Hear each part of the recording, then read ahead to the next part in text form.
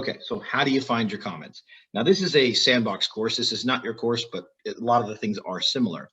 If you go to the assignments tab of your Canvas page, you will find your assignments. Now, they're going to look different than this. Like I said, this doesn't have everything that we would normally have because I didn't put everything over here in this fake page, but this is a student view. So you would go down to the outline activity. Part 1 is the one with the document. So I want to show you what documents look like and how to find the comments. So I went to assignments. I didn't go to grades, and there's a reason for that. If you just go to grades, you can pop open the rubric and comments I might have written in the rubric, and you see the score, and that's good, but you won't see the comments that I actually wrote on top of your outlines, on top of your works cited pages, any documents you submit. It just shows you my comments and a grade and points. So it's not as useful. So anyways, I'm going to assignments, then I go back to the assignments page, just letting it load. So now we're here. Now, obviously, I would theoretically have the opportunity to resubmit the assignment, but it's already done, right? And so I'm going to move my little camera over here. And as you can see, it said this one was submitted today late, but that's just because I was doing this as a sample. And you have a couple of options. You can see the rubric evaluation. So let me show you what happens when I click this one. This is actually your document as well. So when I click view rubric evaluation, by the way, don't do this from a phone. Do this from a desktop computer with a regular browser. Chrome browser works better than others. And it pulls this page up. Now, by default, it shows you the rubric, right? These are the points. And this one got 8 out of 10 on completeness and 16 out of 20 on quality. Now, these are not in the, there's no 8 here, so it doesn't have something highlighted, but had it been in one of those numbers, it would have been highlighted. Definitely you want to read these longer descriptions. So all of my rubrics will have these. And the reason you wouldn't have gotten full credit is if it was missing some of the parts in this case, because does the outline have all of its required parts? And then this one, quality, is the outline most efficient use of wording, visual cues, etc. Just saying, oh, it wasn't that good of quality or good of completeness is not going to really help you to know why you got 24 out of the 30 points. And this is useful. And I can write comments that might appear in here, but there's a more important and a more useful chunk that you want to look at. So I'm going to close that for a second. If I just click this, it's going to download the same document that you uploaded. You don't want to click your actual file. If you notice right here, there's this option that says view feedback. That's where you're going to see whenever I wrote notes on top of your documents. So I'm going to click this.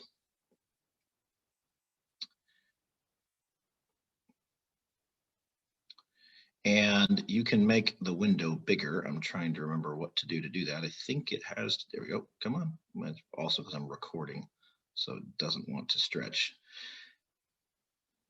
I promise you this is stretchable, but okay. Let's see if I can pause this for a second so I'm not wasting time on the video.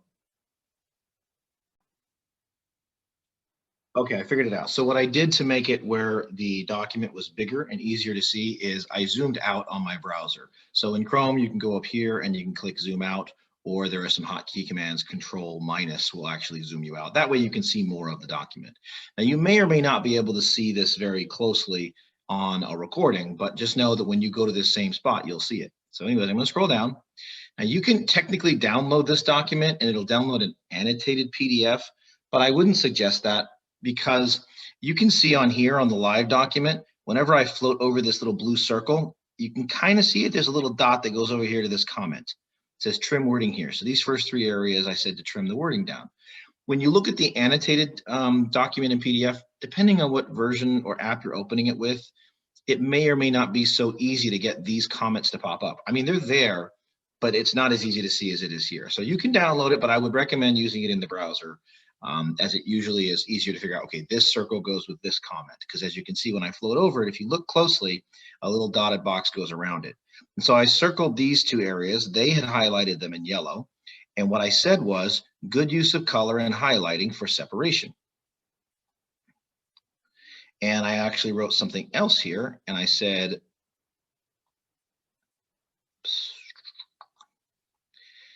well, there's a typo on my part. I actually meant to write, seems like there's a typo or a printing error.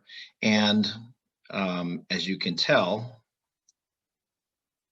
I'm zooming out, see if it'll show my whole comment. I have a typo because I didn't watch how quickly I typed that. It said send like typo or printing errors. So what it looks like is it says in the Mexican culture, there are lots of different customs, but this has got a weird, like the N's not really there and like the I's not there. So anyways, nothing big, but I did like their use of color for separation, but it seems like there's some visual distortion or something happened when they uploaded the document. And as you keep scrolling down, again, I know this is zoomed out, but I want you to be able to read the comments. I've circled this one. This is their first main point.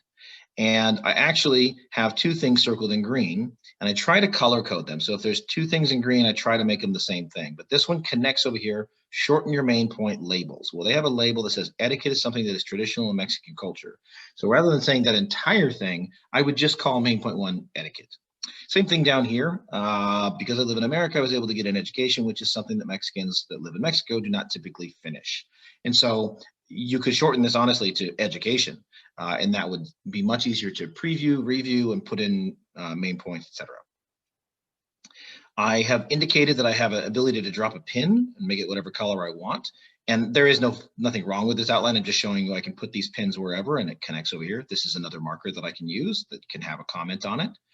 I also highlighted, this is my highlighting in blue, and just showing you that I can highlight and it can connect over here to comments.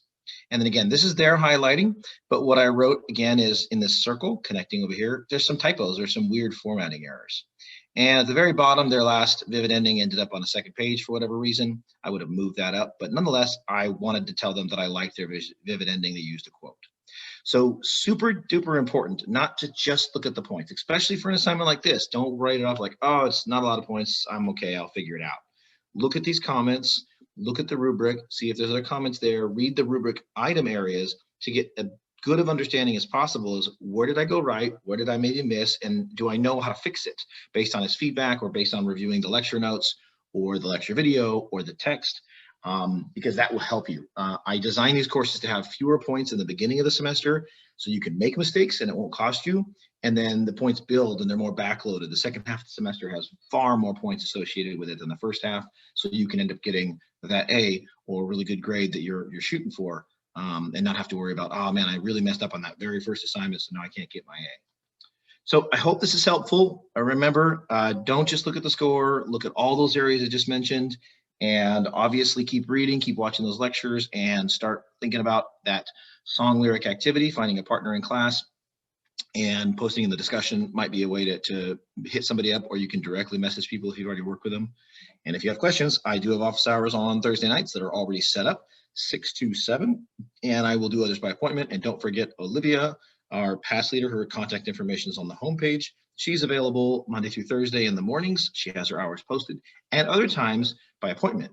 You can just drop in on those times that you see, or you can shoot her an email or a message from in class because she's actually a registered student in the class, despite the fact that she's not actually a student, and try and set something up with her there.